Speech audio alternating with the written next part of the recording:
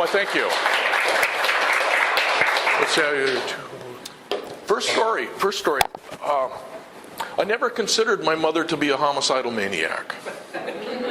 Until the day that she burst out of the front door in our lakefront home, carrying the .22 pistol, a Colt Woodsman 10-shot clip, and she started sprinting towards the shoreline. And I was standing there wondering very quickly what kind of transgressions I had committed that would be cause for her to be charging me with a firearm.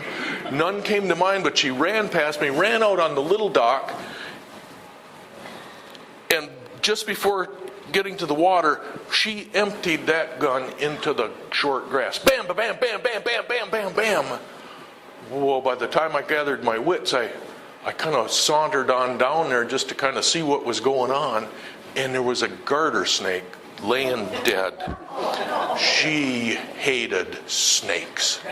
Absolutely hated snakes, could not tolerate their existence. Now I was lucky. I grew up on a place right across the road from a junkyard.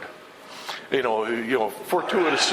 Yeah. So, man, what a great playground. Yeah, you just have to avoid getting caught and stuff. But we go out in that junkyard and we'd lift up the car hoods laying on the ground, and there'd be snakes in there, garter snakes and copperbellies, and we would kill every one because that's what you did. You killed every snake you saw.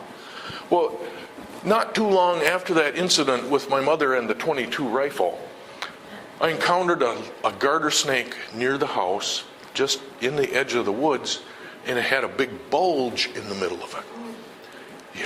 Whoa. What had it been eating? A squirrel or a mouse or a frog or something? What's going on? So we killed it. I killed it. I shouldn't say we, it was me. I killed it.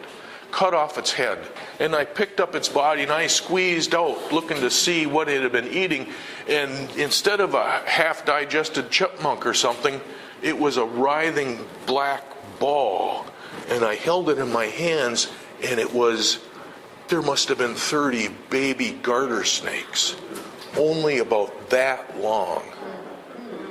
So what was I going to do? I bore some responsibility for their well-being. I killed their mother, and so I got a 5-gallon bucket, and what do? You make a nice home for the snakes. You put some moss in there and maybe a little log and then a little dish with some water in it, but what were they going to eat? I thought about putting crickets in there and grasshoppers, but they'd move too fast for the snakes to ever catch them. But in the spring of the year is when the baby toads hatch. So I went up to the road and I caught a couple of dozen baby toads, and I put them in there with those baby snakes. And I spent the next couple of weeks with my head in that 5-gallon bucket watching real life. Those baby snakes would track down a baby toad, and they would latch onto him by the side or by the tail or something, and it would take 45 minutes. That little snake would work that baby toad around to its nose, and then it would start swallowing. And the whole thing would take an hour and a half, and I'm just going, oh. This went on for a couple of weeks. After killing that snake, I was so pleased with my little snake terrarium there. My mother and a friend were sitting on a lawn chair on the lawn looking out over the water, and I had these 2 little baby snakes in my hand, and I ran up to my mother, and she looked at me and she said, "You've got snakes!" I don't know how she knew that, but maybe it was the look on my face, maybe I had an evil grin or something, but she did not want me to open my hand, so okay.